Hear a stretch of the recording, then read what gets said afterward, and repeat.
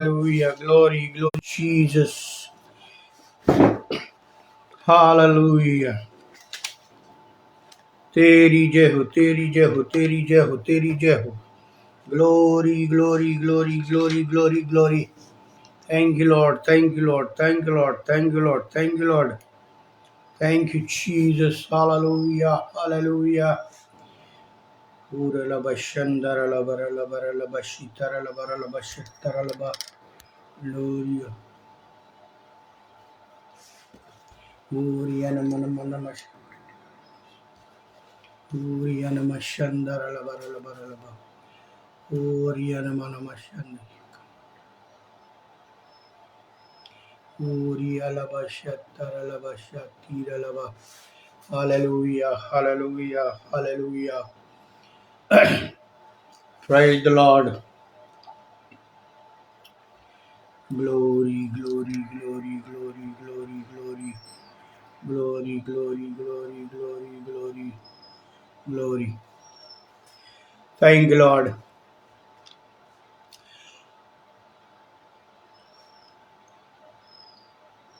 Hallelujah, hallelujah, hallelujah, hallelujah, hallelujah, hallelujah, hallelujah, hallelujah.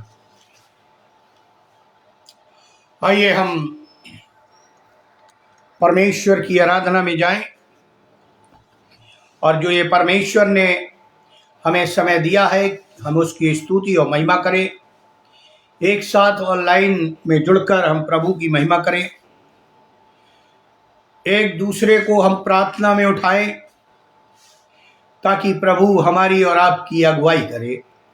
आइए हम प्रार्थना करें। पवित्र पवित्र पवित्र सेनाओं के यहोवा, एक बार फिर से हम तेरे चरणों के पास आते, आपको हृदय से धन्यवाद देते हैं कि आपने ये मौका दिया प्रभु जी कि हम तेरी महिमा करें, स्तुति करें, तेरा जलाल करें। कितने लोग हैं जो इस दुनिया से कूच कर गए, लेकिन आपकी दया, आपकी कृपा हम मनुष्यों पर बनी हुई है। हम धन्यवाद देते हैं प्रभु जी, जब आज हम तेरे आत्मा की अगुवाई में तेरे वचन में से सीखेंगे, तेरी आत्मा हमारे बीच में डेरा करे, हमारे हृदयों को, मनों को, बुद्धियों को खोल दिए ताकि हम तेरी गूढ़ बातों को जो प्रभु जी बाइबल में लिखी गई है प्रभु जी हम उस पर मनन कर सके। हम यदि प्रार्थना करते हैं खुदावन, तू हमारे आगे आगे चलना, तू हमसे बोलना और बातचीत करना प्रभु जी। होने देना खुदावन कि हमारी निगाहें तो चट्टान पर लगी रहे। विशेष तौर से विनती प्रार्थना करते तेरे दास अनुपम डेविड के लिए, उनके परिवार के लिए, उनकी सेवकाई के लिए, हमारे परिवार के लिए, हमारी सेवकाई के लिए, और जितने भी इस ऑनलाइन मीटिंग से जुड़ते हैं उन सबों के लिए, उन सबों पर आपकी आशीष का हाथ हो, ताकि प्रभु जी हम सब निर्भीकता के साथ तेरे वचन में आगे को बढ़े, तेरे सुसमाचार को दुनिया के कोने कोने में फैलाएं और तेरी महिमा का कारण ठहरे। इस विनती को सुनिए, ग्रहण करिए प्रभु यीशु क्रीस्त के द्वारा, आमीन। जैसा आज का विषय आपको कैप्शन में दिया गया है कि परमेश्वर की यहूदा और इस्राएलियों को चेतावनियां। जैसा मैंने कहा था, इसलिए प्रियो मैं बाइबल में से पढ़ना चाहूंगा जो आपको दिया गया है, जकरिया नबी की पुस्तक, उसका 12 अध्याय 1 और 2 पद।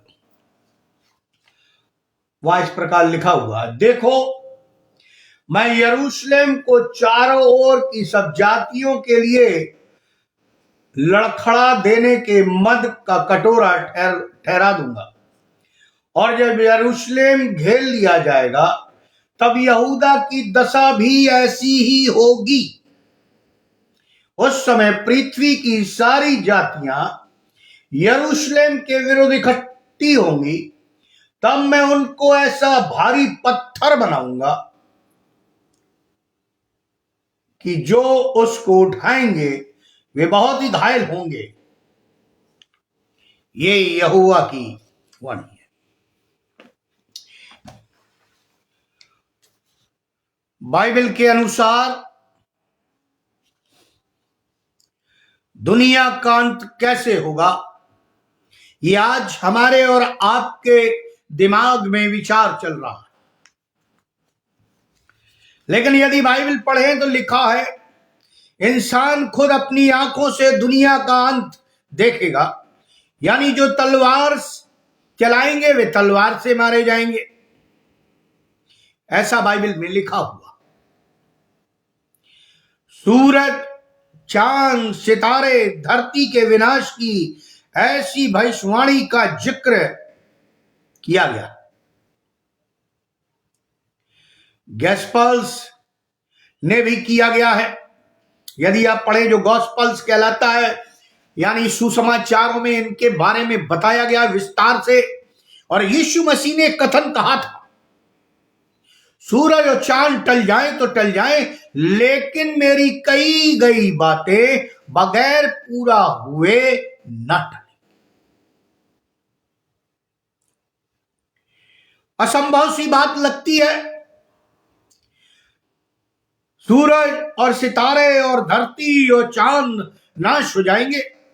लेकिन आपने शायद पढ़ा नहीं बाइबल में कि यहोशू ने कुछ समय के लिए सूरज को रोके रखा।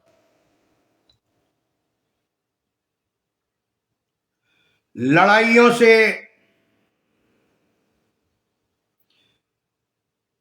जब लड़ाइयां होंगी, यानी मेरा यह कथन है कि जो तलवार चलाएंगे वो तलवार से मारे जाएंगे। बाइबल कहती है जब लड़ाइयां होंगी तो ऑक्सीजन खत्म हो, और बगैर ऑक्सीजन के मनुष्य जिंदा नहीं रह सकता। जो एटमी बम, परमाणु बम की बात कर रहे हैं, इनको सांस लेने के लिए, ऑक्सीजन लेने के लिए कुछ करना पड़ेगा। अभी मिसाइल दागे जा रहे हैं, ड्रोन से हमले किए जा रहे हैं। लेकिन मैं बताऊंगा कि परमेश्वर ने यहूदा और इस्राएल को चेतावनी दी थी, यदि तुम ऐसा करोगे तो ऐसा होगा। परमेश्वर ने उत्पत्ति 12:3 में आशीषित किया था। आप जानते हैं, पहला मंदिर ढा दिया गया, दूसरा मंदिर ढा दिया गया, अब तीसरा मंदिर बनने की तैयारी। लेकिन उससे पहले परमेश्वर ने अपनी जाति को ही चेतावनियां भविष्यवाणी के द्वारा दे दी थी, जो मैंने अभी आपके सामने पढ़ा। जकरिया 12:2-3 में कि जो उस पत्थर को उठाएगा, यानी जो यरूशलेम की तरफ, यरूशलेम को परमेश्वर बहुत बड़ा पत्थर बता रहा, क्योंकि वो परमेश्वर की जगह है, वहां परमेश्वर का मंदिर था। परमेश्वर वही यरूशलेम के जैतून पर्वत पर उतरने वाला है, जिसकी कलीसिया बेसब्री से इंतजार कर रही, सेकंड कमिंग की बात कर रहा।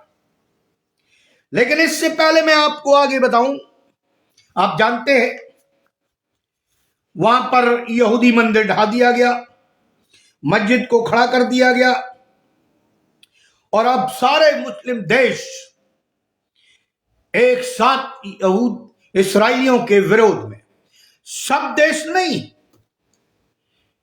केवल मुस्लिम देश। लेकिन बाइबल कहती है, यशायाह ने भविष्यवाणी की है। अब मैं आपको ले चलता हूं परमेश्वर की चेतावनी और भविष्यवाणी यहूदा के विरोध में। आज का यही विषय, और फिर बाद में इस्राएल के बारे में। जब मैं यहूदा बोल रहा हूं तो आप समझ सकते हैं ये गोत्रों की बात की जा रही है। इस्राएल दो भाग में बंट गया, एक इस्राएल, एक यहूदा। यहूदा के विरुद्ध भविष्यवाणी, यदि आप पढ़े यशायाह 1:1-12 अध्याय और 6 पद तक ये बताता है, चेतावनी और प्रतिज्ञाएं परमेश्वर ने दे रखी। जब यहूदा दक्षिणी राज को अपने पड़ोसी राज अश्शूर से खतरा पैदा हो गया, परमेश्वर ने यशाया को दर्शन दिया। बहुत ध्यान से सुनिएगा। जब यहूदा दक्षिण राज को अपने एक पड़ोसी राज अश्शूर से खतरा पैदा हो गया था, परमेश्वर ने यशाया को दर्शन दिया। यहूदा राज को वास्तविक खतरा केवल अश्शूर की सामरिक शक्ति से नहीं था। फिर सुन लीजिए, यहूदा जाति को या यहूदा को, जो परमेश्वर की इस्राएली जाति के गोत्र में से है, उसको केवल अश्शूर की सामरिक या सामरिक शक्तियों से ही नहीं खतरा था, परंतु यहूदी जाति ने अपने पाप, परमेश्वर की आज्ञा का उल्लंघन करना तथा उस पर विश्वास न करना ही वास्तविक खतरा था, जिसे वो नहीं समझ पा रहे थे, न भाग पा रहे थे।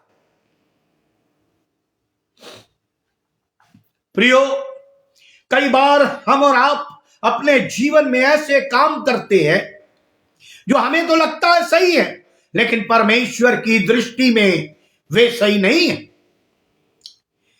यानी परमेश्वर कहता है कि यहूदा जाति ने मेरे विरुद्ध पाप किया, मेरी आज्ञा का उल्लंघन किया तथा मुझ पर विश्वास नहीं किया। और क्या किया?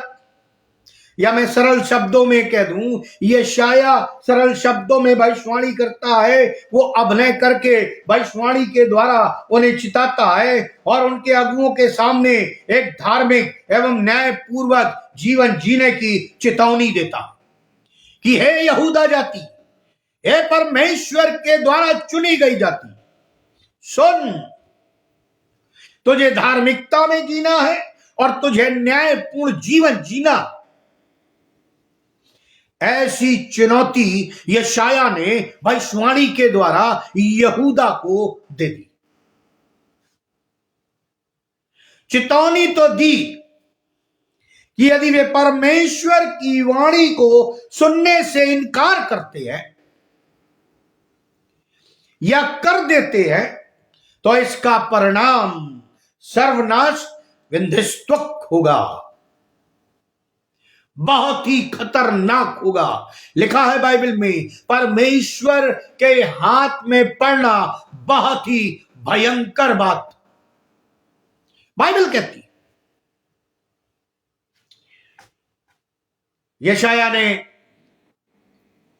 भविष्यवाणी की कि सारे जगत में शांति के एक समय और दाऊद के वंशज जो एक आदर्श राजा होगा के आने की भविष्यवाणी की, जो यीशु मसीह है या मसाया है। और ये कब की थी? यहूदा के राज्य में। लिखा है यशाया यरूशलेम में रहता था और जिस जाति को परमेश्वर ने चुना था, जो 12 गोत्रों में बांटी गई थी, वहां पर उसने भविष्यवाणी की, लेकिन उन्होंने उसको नहीं पहचाना। यह हम और आप जानते हैं। इस्राएल ने प्रभु परमेश्वर को त्याग दिया। यहूदा के लोग इस्राएल के मूल राष्ट्र के अंतिम वंशज थे। सुन लीजिए आप, यहूदा के लोग इस्राएल के मूल राष्ट्र के अंतिम वंशज थे और वे व्यभिचारी के दोषी पाए गए। परमेश्वर की नजरों में व्यभिचार के दोषी पाए गए। उन्होंने अन्य प्रेमियों अर्थात कनान के झूठे ईश्वरों के लिए अपने पवित्र परमेश्वर को अस्वीकार कर दिया या उस पर भरोसा रखना छोड़ दिया या उसे ठुकरा दिया। जबकि प्रभु ने, यहोवा ने अपने लोगों को मिस्र से बचाने के बाद जो पहला नियम दिया था उसे उन्होंने गंभीर बुराई करने के बावजूद, यशाया 20:1-3 पढ़ लीजिएगा, सॉरी यर्मिया 20:1-3 पढ़ लीजिएगा। यानी पहला नियम उन्होंने गंभीर बुराई करने के बावजूद यहूदा को अपने खतरे का पूरी तरह एहसास नहीं था एहसास कि वो क्या कर रहा है, किस बुराई में फंस रहा है, क्यों परमेश्वर को छोड़ दिया उसने, क्यों परमेश्वर की आवाज नहीं सुन रहा है। तब यशाया ने भविष्यवाणी की थी, यहूदा उसने 1 या 2 बार प्रभु यहोवा को धोखा नहीं दिया था, कई बार आप बाइबल पढ़े दिया था, जो अपने आप में बहुत बुरी बात थी।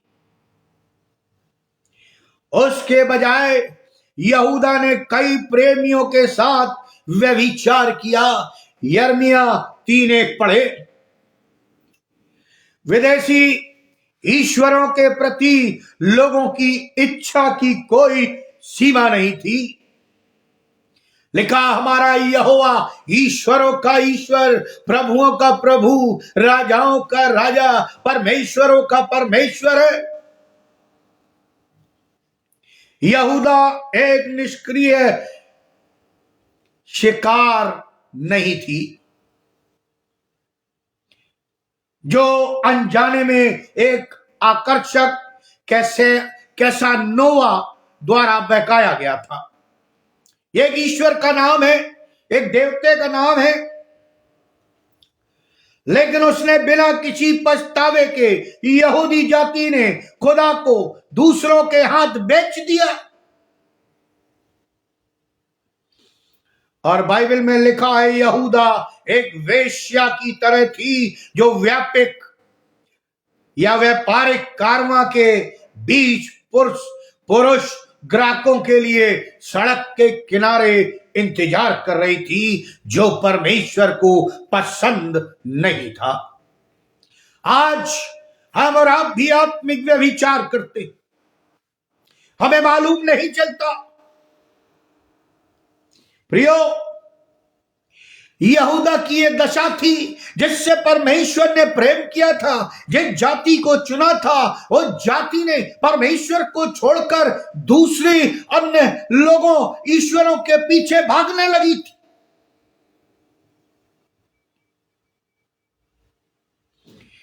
नंगी ऊंचाइयों पर बालवान लोगों की कई वेदियां उसके अवांछनीय व्यभिचार को साबित कर रही थी। दूसरा पद पढ़ लीजिए इसी अध्याय का 3 का, आपको मालूम हो जाएगा। और वहां पर बाल, बारिश और तूफान का कनानी देवता या ईश्वर यहूदा को विशेष रूप से लुभाता था।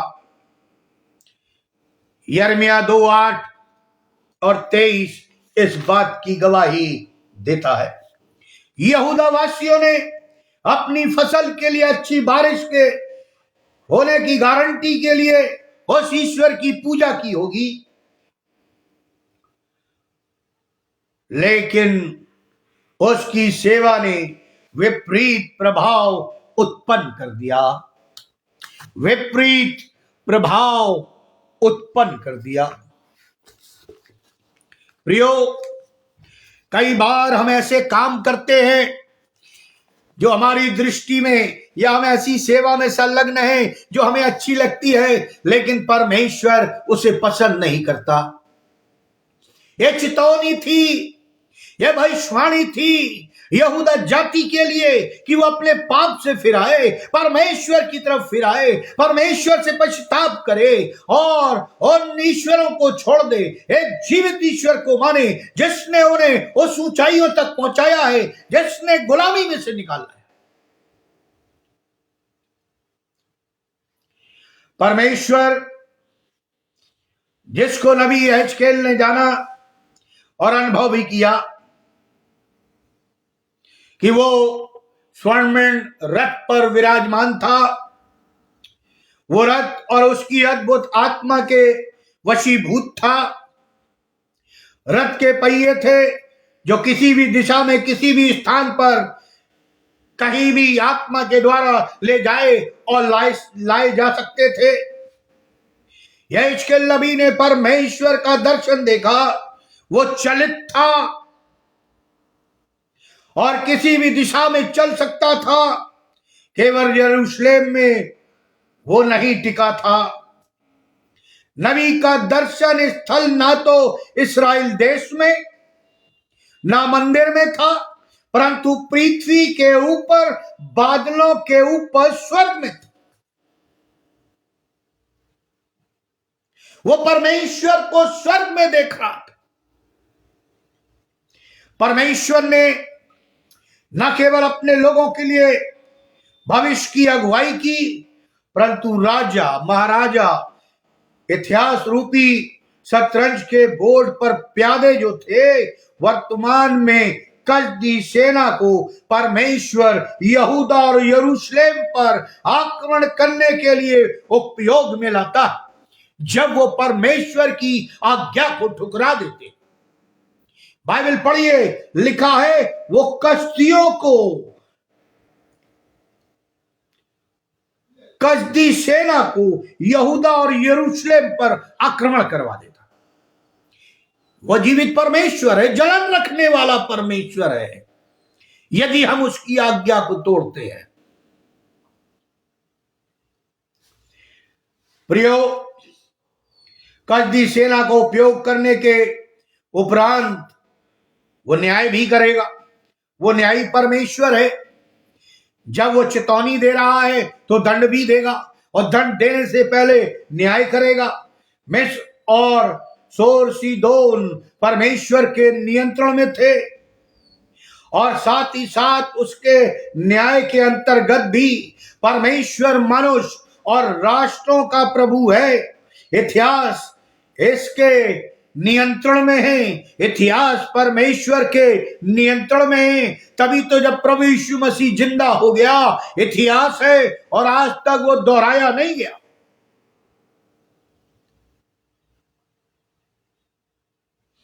हमारी और आपकी क्या जवाबदारी?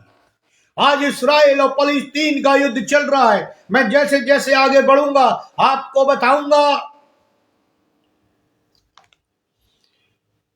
ये कोई आश्चर्यजनक घटना नहीं कि एकदम से पैदा हो गई, या एकदम उन्होंने हाथ डाल दिया और युद्ध छिड़ गया। ये सब कुछ परमेश्वर के द्वारा, भविष्यवाणी के द्वारा अपने लोगों को, इस्राएली जाति और यहूदा को बता दिया गया और चेतावनी दी थी, यदि तुम न फिरोगे तो मैं तुम्हें दंड दूंगा।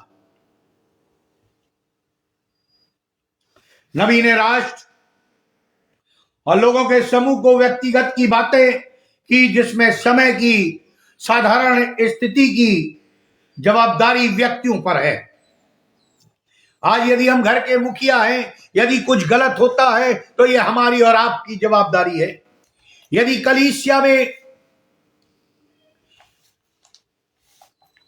कलीसिया में सुनिए ध्यान से, यदि कलीसिया में प्रभु यीशु मसीह का प्रचार नहीं हो रहा, दूसरे आगमन की तैयारी नहीं हो रही, यदि कलीसिया अपने आप को पवित्र नहीं कर रही, तो निश्चय जानिए आज चेतावनी है परमेश्वर की, मैं तुम्हें नष्ट।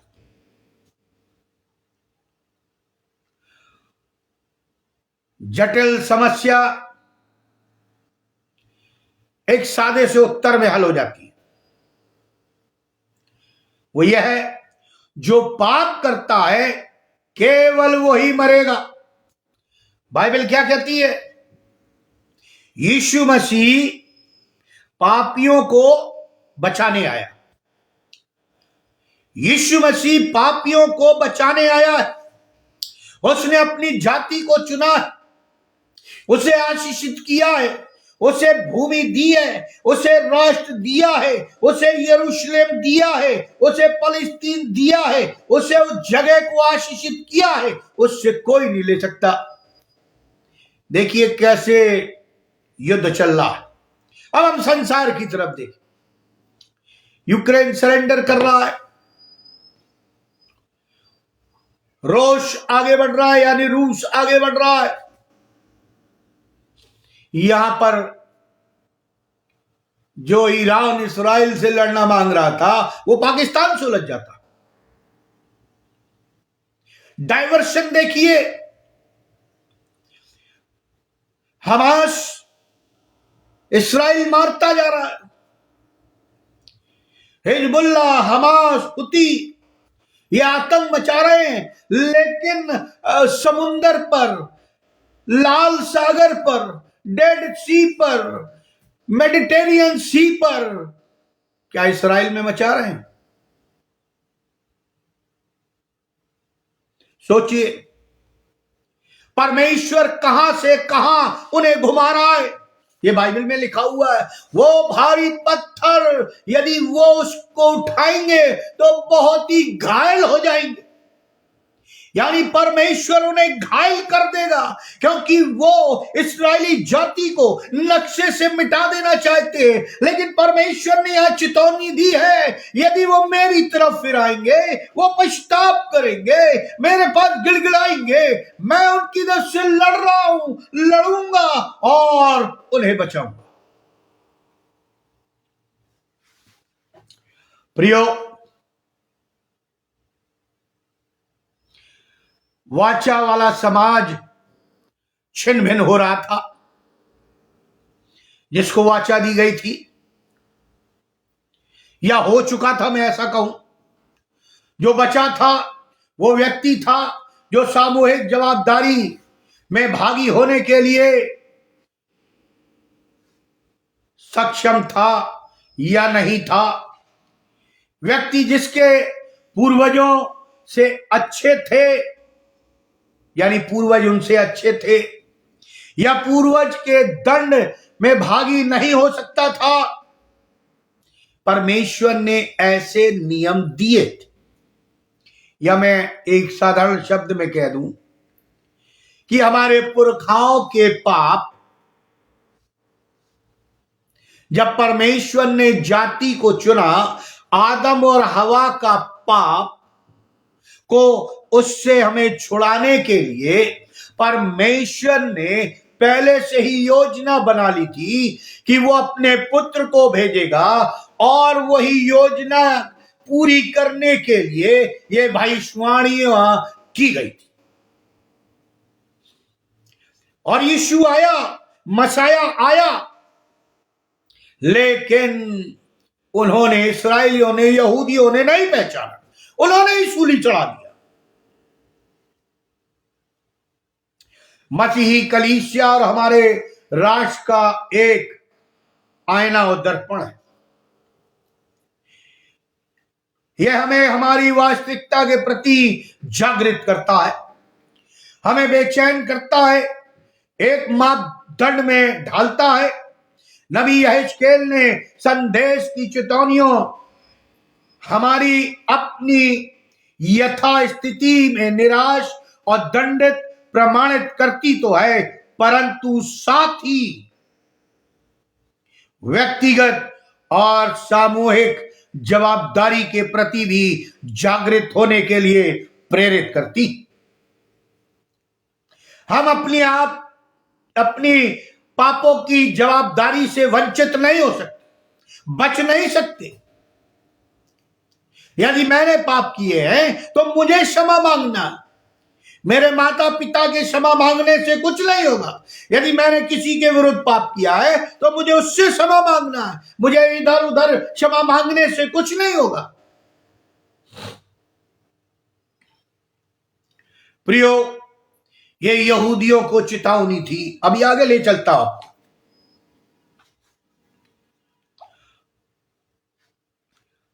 इससे पहले कि मैं और आगे बढ़ूं, यहूदा में आपको नए नियम की कलीसिया की प्राथमिकता क्या है उसके बारे में बताना चाहता हूं।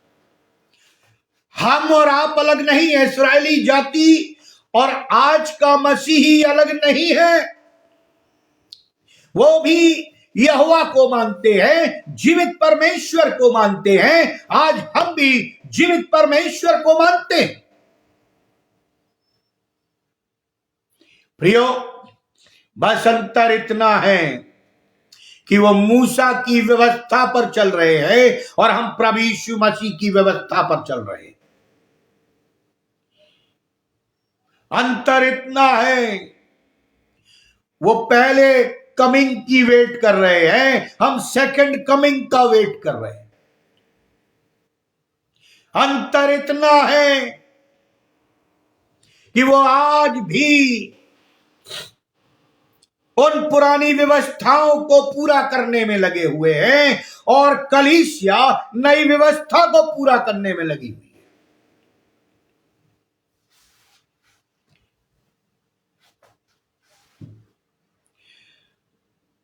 यहेजकेल नबी बताते हैं कि हम अपने पुराने पापों के दबाव से ऊपर उठे।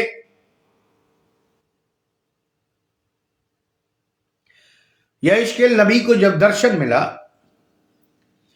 वो परमेश्वर की महिमा, परमेश्वर की आत्मा द्वारा जीवन को नवीन बनाना या नया बनाना, स्फूर्ति देना, आत्मा द्वारा चलायमान होना,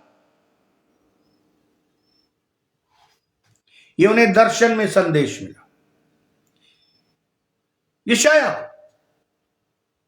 आज हमें भी पवित्र आत्मा दर्शन के द्वारा नाना प्रकार से हमसे बातें करता। क्या हम समझते? क्या हम जानते हैं? प्रियो, इस्राएलियों ने तो या यहूदा ने इस परमेश्वर को धोखा दे दिया। आज सवाल उठता मसीहों के ऊपर। हम लोग सोचते हैं हम लोग धन्य हैं, धन्य हैं, धन्य हैं, अभी अनुग्रह का समय है, समय है। लड़ाई तो छिड़ गई, चितौनियों पे चितौनियां दी जा रही। हम कहां हैं? आत्मिक जीवन कहां है? हमारा शारीरिक जीवन कहां है? क्या हमारे जीवन से गवाहियां पैदा हो रही है? क्या नाना प्रकार से प्रभु यीशु मसीह के कार्य क्या वर्णन किया जा रहा है या सामर्थ के काम किए जा रहे हैं? कलीसिया तो वही ठंडी की ठंडी। क्या आज की मसीही कलीसिया परमेश्वर के दर्शन की अभिलाषा करती है? मैं पूछता हूं, जो कलीसिया के पास बान उनकी तीव्र इच्छा रखती और परमेश्वर की ओर से संदेश पाने के लिए अपने आप को तैयार करती है या रखती? आज की कलीसिया, प्रभु यीशु मसीह की कलीसिया, नए नियम की कलीसिया, वर्तमान मसीही कलीसिया के सीमा तक विभाजित है। हमारी मसीह कलीसिया की प्राथमिकता शायद हमारी चल अचल संपत्ति है, ऐसा हम सोचते हैं, या संगठन है, या ढांचा है, या प्रबंधन है, व कुप्रबंधन है, सदुपयोग या दुरुपयोग इत्यादि है। यही है कलीसिया। आज के युग में कलीसिया की परिभाषा आज के ही अगुओं ने बदल दी है।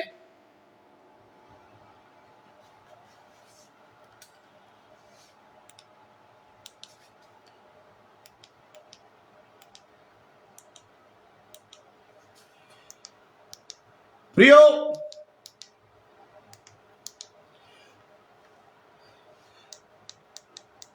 मैं आपको बताना चाहता हूं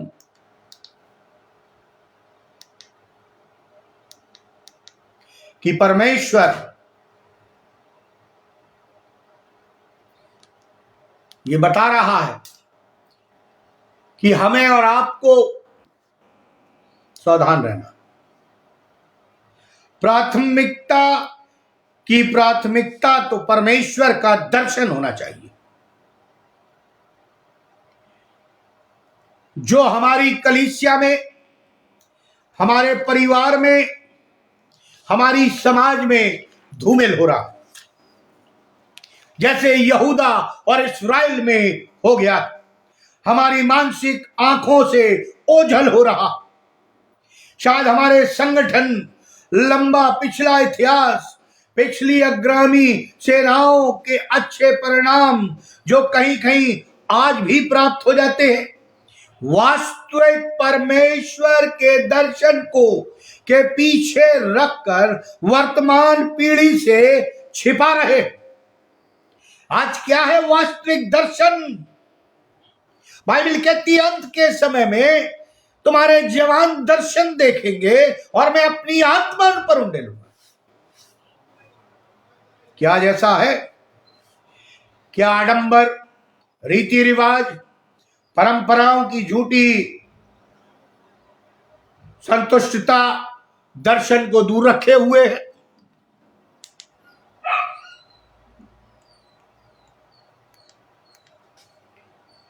बताइए, क्या ये दूर रखे हुए? मैं जो कहना चाह रहा हूं, यहूदा ने पाप किया, परमेश्वर की आज्ञा का उल्लंघन किया, परमेश्वर ने चेतावनियां दी, परमेश्वर ने उन्हें नबियों के द्वारा बोला। आज वही काम हम और आप कर रहे हैं, कोई भी भिन्न नहीं है।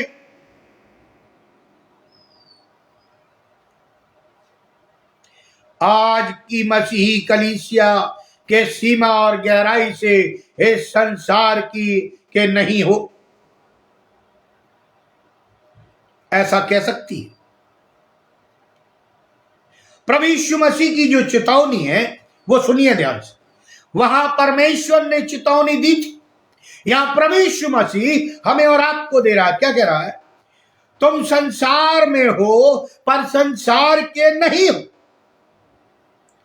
कि सीमा और गहराई से संसार का गिरना, बदलना, शिथिल होना, उसके प्रारंभिक मूल मसीही कलीसिया को भी प्रभावित कर रहे, हमारी आत्मिक दशा को गिरा रहे। प्रभु के दर्शन की प्राथमिकता आज के मसीही कलीसिया के लिए अत्यंत आवश्यक है। और ये संदेश हमारे और आपके लिए एक चेतावनी। इस्राएलियों ने वाचा तोड़ी, उन्हें हठधर्मी, बगावती, वाचा के तोड़ने वाले कहा गया।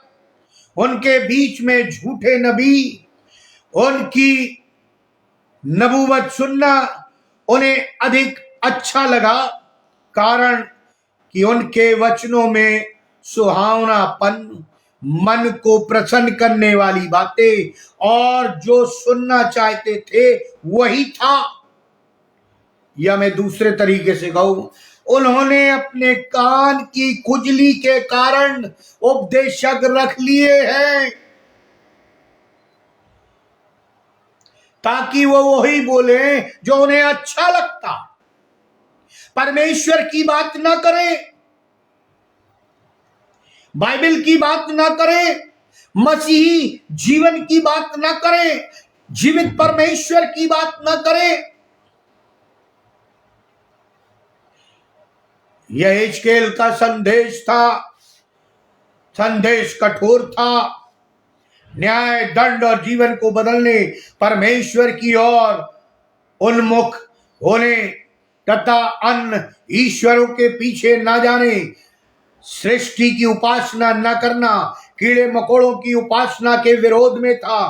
क्या आज मसीही कलीसिया के लिए इसमें कोई चेतावनी है? जांचिए अपनी अपनी कलीसिया को। नैतिक, धर्म, आर्थिक जीवन में कहां तक संजीदगी है, गहराई और जवाबदारी, विश्वसनीयता है, विश्वासपन है? क्या ये भारी चेतावनी नहीं? प्रियो, आज हम अपने देश में रह रहे हैं, ये परमेश्वर का अनुग्रह है।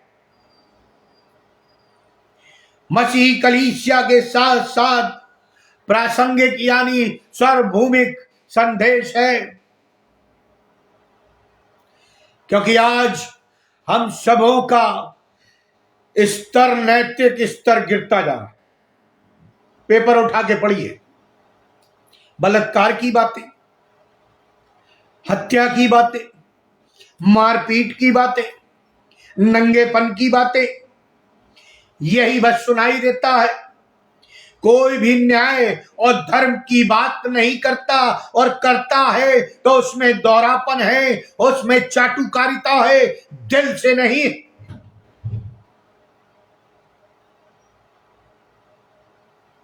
नैतिक मूल्यों में गिरावट है, धर्म में उन्माद है, अलगावपन है। यदि परमेश्वर की आत्मा से हम और आप परिवर्तित नहीं किए जाते तो हमारा और आपका जीवन विस्फोटक है, यानी पाप को फैलाने वाला, जो यहूदा कर रहे थे जब परमेश्वर ने यशाया, यिर्मयाह, दानियल के द्वारा चेतावनी दी।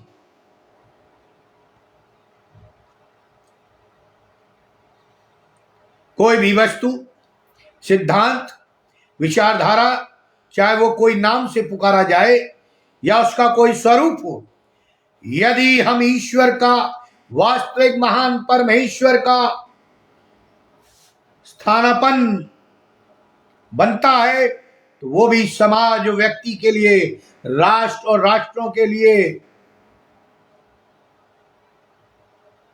आशीष का कारण होता है। और यदि ये फूट में बदलता है तो ये घातक होता है। इसलिए भाईचारे का नेचर रखना चाहिए। प्रियो, यहूदा ये सोच रहा था कि वो जो कर रहा है, परमेश्वर को छोड़कर, उसकी वाचा को तोड़कर, उससे दूर जाकर, अन्य लोगों से मांगकर वो अच्छा कर रहा, उसे अच्छा लग रहा था, लुभावना था, लेकिन परमेश्वर की दृष्टि में ठीक नहीं था। परमेश्वर के गुण, न्याय, धार्मिकता, अच्छाई, प्रेम, मेल मिलाप, निस्वार्थ जीवन, श्रद्धा, भक्ति इत्यादि, इन ईश्वरीय गुणों से रहित होकर अपनी आंतरिक शक्ति खो बैठते हम। जैसा हमने पहले आपको बताया कि परमेश्वर का आत्मा की सांस ही निर्जीव देह में प्रवेश कर मानव को जीवन देती। और आज मसीहों के लिए, यदि आप बॉर्न अगेन नहीं है, नया जन्म पाए हुए नहीं है, पवित्र आत्मा की आशीष नहीं है, तो प्रियो, हम दूसरों को जीवन देने के लायक नहीं। परमेश्वर द्वारा चलायमान होकर अच्छाई, सत्य, न्याय, धार्मिकता की शिखर पर पहुंचकर अराजकता, अनुशासनहीनता, सदा असंतुष्ट रहने वाला या रहने वाली, लालच, हिंसा, अलगाववाद पर जय पा सकते हैं। ये परमेश्वर का उपाय है, जिसको हमारे और आपके लिए चेतावनी समझा जाए। लिखा हुआ, बगैर परमेश्वर की आत्मा के, बगैर पवित्र आत्मा के, बगैर विश्वास के, बगैर बॉर्न अगेन के हम कुछ भी जीवन में नहीं कर सकते। यहूदा ने पाप किया, परमेश्वर चाहता था तो लौट आए, लेकिन वो सोच रहा था वो अच्छा काम कर रहा है। देखिए, परमेश्वर की उपस्थिति, उसके आत्मा का वास जीवन में, समाज और राष्ट्र में संपन्नता, विकास और प्रगति को चौमुखी होता, दिशा में, सही दिशा में अग्रसर होता है। और जब परमेश्वर की उपस्थिति, परमेश्वर का आत्मा जीवन में व्यक्ति और राष्ट्र से प्रस्थान कर देता है, तब वहां विनाश का संकेत होता है, और वो है लड़ाई, झगड़ा, द्वेष, भाव, ईर्ष्या, जलन, खींच खचोट, सब कुछ, लालच। प्रियो, आज यहूदा ने ये पाप किया। आज ये पाप हम अपने जीवन में, अपनी कलीसियाओं में भी कर रहे हैं। दूसरी बात बता रहा हूं, व्यभिचार। एक था आज्ञा न मानना या परमेश्वर की वाचा को तोड़ देना। अब जो यहूदा ने किया वो परमेश्वर से दूर हो गया, दूसरे ईश्वरों को मानने लगा, तो परमेश्वर की दृष्टि में यह व्यभिचार था। अब व्यभिचार का नियम मैं बता देता हूं। मैंने आपको बताया था यहूदा यिर्मयाह यदि 3:3 आप पढ़े तो सूखे का वाचा अभिशाप बताता। किसी भी उस श्राप से जो उन्हें मिला पश्चाताप नहीं हुआ।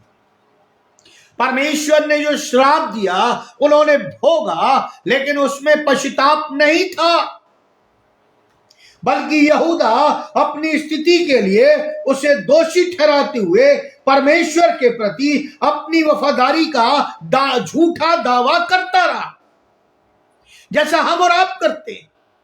झूठे दावे करते, झूठी रिपोर्टें देते, झूठे काम करते, और लोग सच मानते हैं, लेकिन क्या परमेश्वर उसे सच मानता है? यिर्मयाह 3:3 से 5 पढ़ लीजिएगा। पुरानी वाचा की कानूनी व्यवस्था के तहत जो नियम था कि एक तलाकशुदा आदमी बाद में अपनी तलाकशुदा पत्नी से दोबारा विवाह नहीं कर सकता था। अगर उसने अंतरिम में किसी और से शादी कर ली, व्यवस्था विवरण 24 1 से 4 पढ़िएगा। यदि हम और आप जो अपने आप को मसीही कहते हैं और बाइबल की आज्ञाओं से फिर जाते, तो हमें परमेश्वर व्यभिचारी गिनता। हम व्यभिचार की श्रेणी में आते। अन्य ईश्वरों के लिए प्रभु यहोवा को त्याग कर यहूदा ने स्वयं को संकट में डाल दिया था। जीवित ईश्वर को तलाक देके वो अन्य ईश्वरों के पीछे चला गया था। यहूदा और उसके निर्माता के बीच, यानी उसके सृष्टिकर्ता के बीच मेल मिलाप और पुनर्विवाह मानवीय दृष्टिकोण से असंभव था। यिर्मयाह 3:1 असंभव था, पर परमेश्वर के लिए असंभव नहीं था। व्यवस्था विवरण उसका 12 अध्याय 1 से 4 पद, परमेश्वर अपने पद भ्रष्ट लोगों के लिए प्रति उनकी ये अद्भुत कृपा आज भी बनाए हुए। प्रियो, हम पाप को बहुत साधारण समझते। देखिए, यहूदा के लिए व्यभिचार ठहरा, आज हमारे लिए भी यदि हम पाप करते हैं व्यभिचार ठहरता है।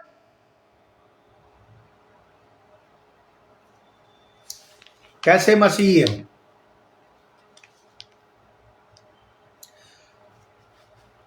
यदि प्रभु है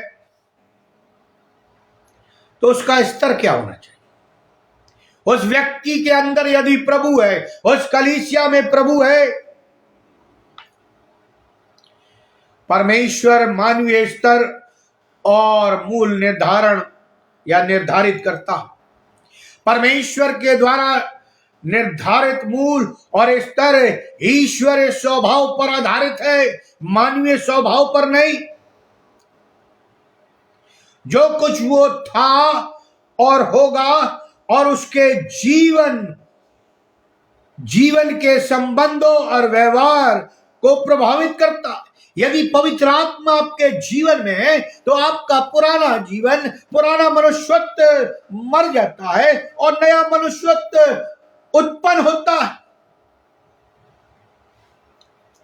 व्यवस्था में नियम है, वे अल्प, बहुत ध्यान से सुनिए, वो अल्प, अचूक, सर्वोपरि, सर्वप्रिय और सबकी भलाई और अच्छाई के लिए, ये व्यवस्था का नियम है।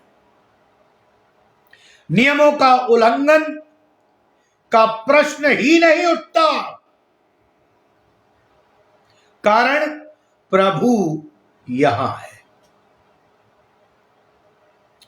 ईश्वरीय उपस्थिति वातावरण को बनाती है, अगुवाई करती है और उस व्यक्ति जगह को अपने नियंत्रण में रखती है। प्रभु यहां है। लिखा ना, जहां 2 या 3 मेरे नाम से एकत्र हो, मैं उनके बीच में उपस्थित हूं। प्रभु यहां है में जो व्यवस्था और कार्य प्रणाली है वो ईश्वर केंद्रित प्रजातांत्रिक, ये प्रचलित प्रजातांत्रिक के विपरीत, यानी राजनीति से परे, इसमें दुविधा, हथियार रखना और किसी भी तरीके के अधिकार का हनन करना वर्जित।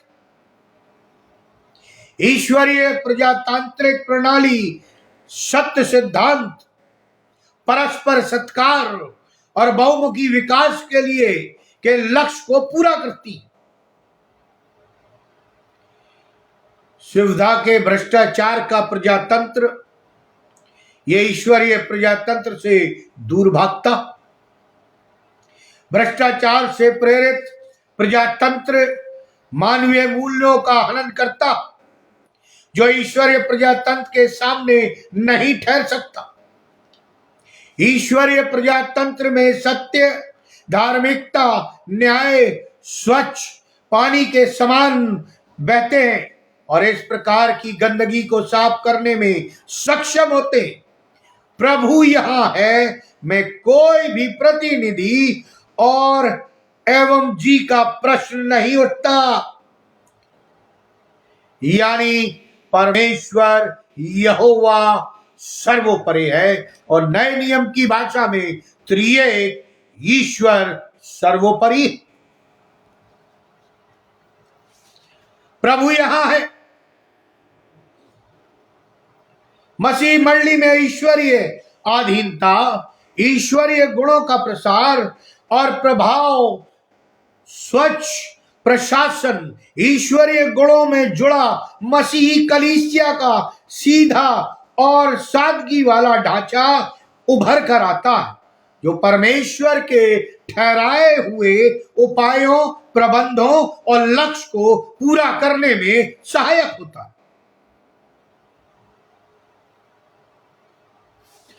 बाइबल कहती है, जो राज परमेश्वर के उपायों और प्रबंधों की अवहेलना करता है वो नाश होगा, पर जो समाज और राष्ट्र उनके उपायों प्रबंधों के अनुसार आज्ञाकारी होते हुए उसको पूरा करने में जुटता है वो संपन्न होगा और ईश्वरीय भागीदारी का अधिकारी होगा।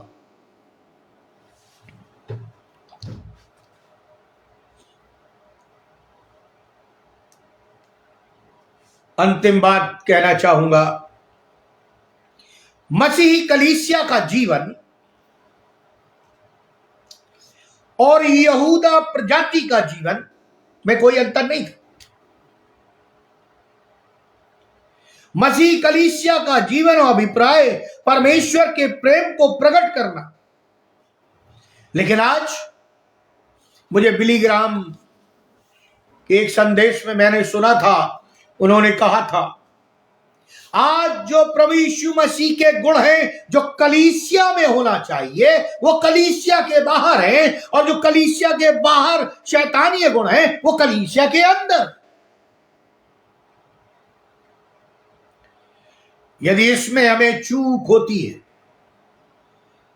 तो हम अपनी आशीष को खो देंगे, अनंत जीवन से वंचित हो जाएंगे।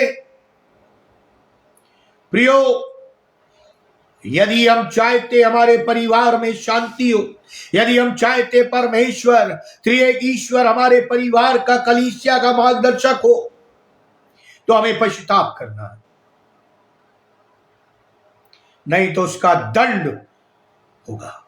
यह इस्राएल को भी चुनौती है। इस्राएल के बारे में मैं आगे बताऊं, केवल अभी यहूदा के बारे में बताऊं।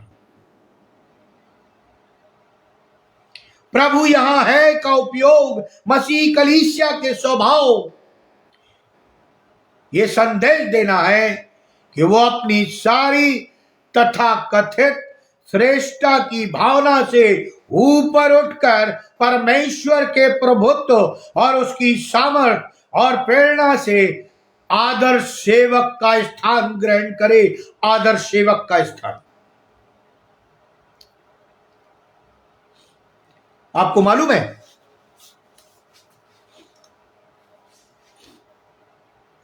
बाइबल में कई चीजें दी गई, लेकिन एक शब्द आया सर्वेंट ऑफ गॉड। अब चाहे हम उसे बड़ी पदवी का नाम दे दे, चाहे कोई भी नाम दे दे, लेकिन we are the servant of God. और यह कोई नहीं बोलना चाहता, मिनिस्टर ऑफ गॉड, और नाना प्रकार की पदवियां दी गई हैं लोगों को, लेकिन क्या हम कभी अपने आप को सर्वेंट ऑफ गॉड बोलते हैं? भारत और भारतवासी कलीसियाएं परमेश्वर के प्रभुत्व की अधीनता को स्वीकारे। परमेश्वर एक है जो सारी सृष्टि का करता है, मनुष्यों और सारे पेड़ पौधों, ज्ञान और अज्ञात जीव जंतुओं, पशु पक्षियों के निमित्त उसके हाथ में है। मनुष्यों और राज का इतिहास उसकी सार्वभौमिकता को स्वीकारता है।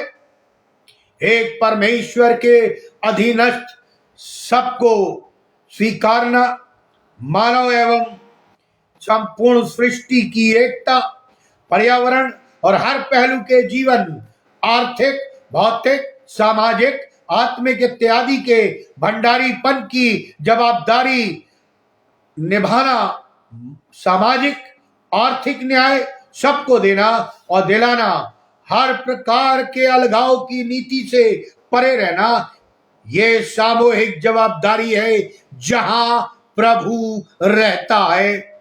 कि आज मांग है कि आप इसे देने के लिए तैयार हैं?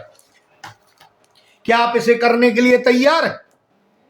और मैं अपने कंक्लूजन में, समय बहुत तेजी से जा रहा है, कहना चाहूं,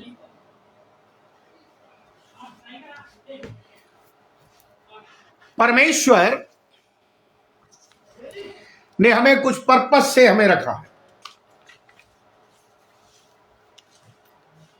और यशाया ने भी भविष्यवाणी की, यिर्मयाह ने भी की, यहेजकेल ने भी की, और दानियल ने भी की, और प्रकाशित वाक्य में भी है। जो लड़ाई आज फलस्तीन और इस्राएलियों के बीच में छिड़ी है, ये भविष्यवाणी को पूरा करने के लिए, परमेश्वर के वचन को सिद्ध और पूर्ण करने के लिए साक्षर पूरी होने जा रही है।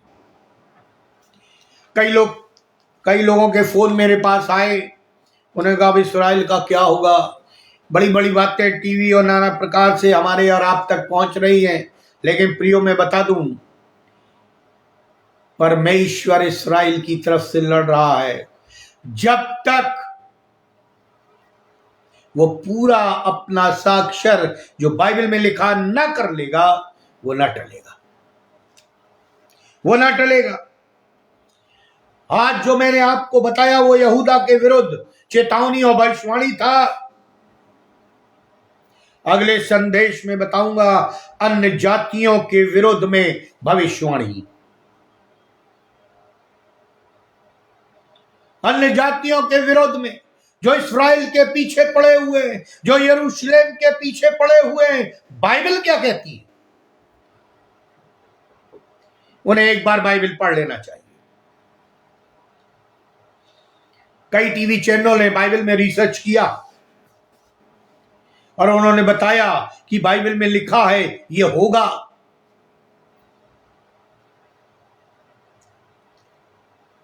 प्रियो, परमेश्वर जो कहता है वो मनुष्य नहीं है, वो पूरा करता है।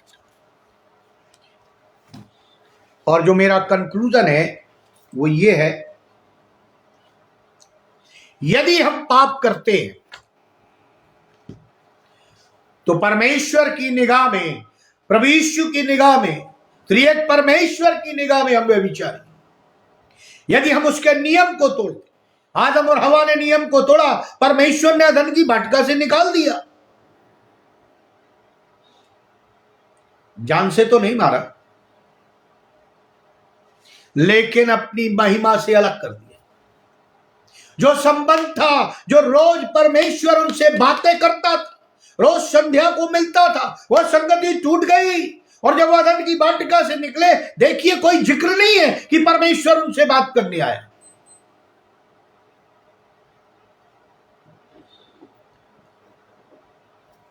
फिर जब परमेश्वर ने अपनी जाति को चुना और जब उन्होंने छोड़ दिया तो मिस्र की गुलामी में चले गए, वहां वो रोए, उन्होंने पश्चाताप किया, तब परमेश्वर निकाल के लाया और फिर उन्होंने नहीं सुनी और ये सारी भविष्यवाणियां चलती चली गई। लेकिन परमेश्वर ने इस्राएल को और यहूदा को नहीं छोड़ा, यहूदियों को नहीं छोड़ा। वो आज भी चाहता पश्चाताप करे, परमेश्वर आज भी चाहता है और यीशु मसीह चाहता है कि जो हम और आप पाप कर रहे हैं हम भी पश्चाताप करें, ताकि हम अनंत मीरास के वारिस हो जाए। प्रियो, इसी संदर्भ में अंत करना चाहूंगा एक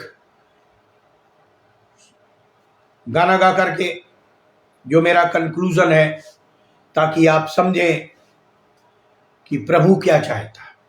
मैंने पिछले संदेश में भी गाया था, प्रभु अगुवाई कर रहा है कि मैं गाऊं, तो इसलिए मैं गाता हूं। इसको ध्यान से सुनिए और ये अपना विश्वास आधार बनाइए ताकि प्रभु की आत्मा काम करे।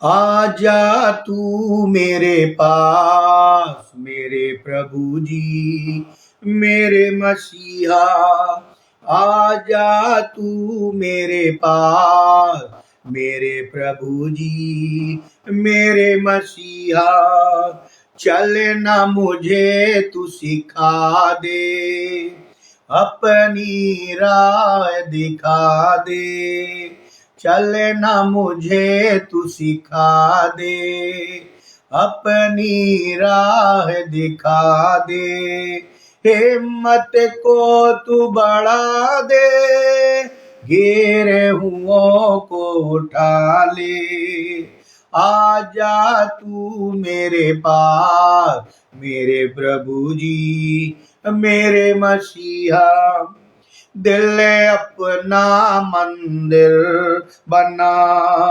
आके इसमें तू समा, दिल अपना मंदिर बना, आके इसमें तू समा, हर घड़ी जो मुझको देखे तू ही दिखाई पड़े मुझ में, आजा तू मेरे पास मेरे प्रभु जी, मेरे मसीहा, मेरे प्रभु जी, मेरे मसीहा। आइए हम प्रार्थना करें। अनुग्रहकारी दयालु पिता परमेश्वर, एक बार फिर से हम लोग तेरे चरणों के पास आते हैं, आपको हृदय से धन्यवाद देते हैं प्रभु जी कि आपने ये होने दिया कि इस रात्रि में हम तेरे वचन में से प्रभु जी सीख सके, तेरी आत्मा की अगुवाई में से, कि प्रभु जी हम जो पाप करते हैं वो तेरी दृष्टि में एक व्यभिचार गिना जाता है। ओ प्रभु जी, अपनी आत्मा से परिपूर्ण कर। ओ प्रभु जी, हमें संभाल ताकि हम कोई पाप न करे। ओ प्रभु जी, हम पर दया कर। ओ प्रभु जी, जो भी संदेश ये सुने प्रभु जी, उनके हृदयों को घायल कर ताकि वो पश्चाताप करे, गिड़गिड़ाए, तेरे चरणों पर आए तो उससे माफी मांगे, क्योंकि तू दयालु परमेश्वर है, दयालु खुदा है। प्रभु जी, हम पर दया कर यीशु। ओ तूने हम सबों के लिए प्रभु जी अपना बलिदान कर दिया, अपना लहू बहा दिया, ताकि हमारे पाप चाहे लाल रंग के हो या अर्गवानी रंग के, हिमकिनाई श्वेत किए जाए। प्रभु जी, हमारे बीच में जो बीमार है, हम यदि प्रार्थना करते, हर एक बीमारी, हर एक प्रभु जी जो भी बीमारी उनको है किसी भी प्रकार की, यीशु मसीह के नाम से मैं डांट देता हूं, अभी और इसी वक्त उन्हें छोड़कर चली जाए। प्रभु जी, जो दुष्ट आत्माओं से ग्रसित है, नाना प्रकार की हवाओं से, बलाओं से ग्रसित है, यीशु मसीह के नाम से डांटता हूं, उन्हें छोड़ दे। ओ प्रभु जी, वो तेरी गवाही दे सके। हमारी सेवकाई पर प्रभु जी आपकी आशीष का हाथ हो। भाई अनुपम डेविड की सेवकाई पर आपकी आशीष का हाथ हो। ओ प्रभु जी, जब हम कल तेरे भवन में उपस्थित होते हैं, तेरी आत्मा हमारे बीच में डेरा करे, ताकि प्रभु जी हम डरते और कांपते हुए तेरे भवन में उपस्थित होकर तेरी जयकार करें और दोबारा पाप न करें। हमें सबल बना, अपनी शक्ति दे, अपनी आत्मा से भर, ताकि हमारे जीवन से किसी को ठोकर न लगे। प्रभु यीशु ख्रीस्त के द्वारा, आमीन। अब परमेश्वर पिता का प्रेम, प्रभु यीशु मसीह का अनुग्रह, पवित्र आत्मा की सहभागिता हम सब विश्वासियों के साथ, विशेष तौर से ऑनलाइन जुड़े हुए लोगों के साथ, जब तक तू दोबारा आने से ठहरता है, जीवन के अंत तक बनी रहे। आमीन। परमेश्वर आप सबों को आशीष दे।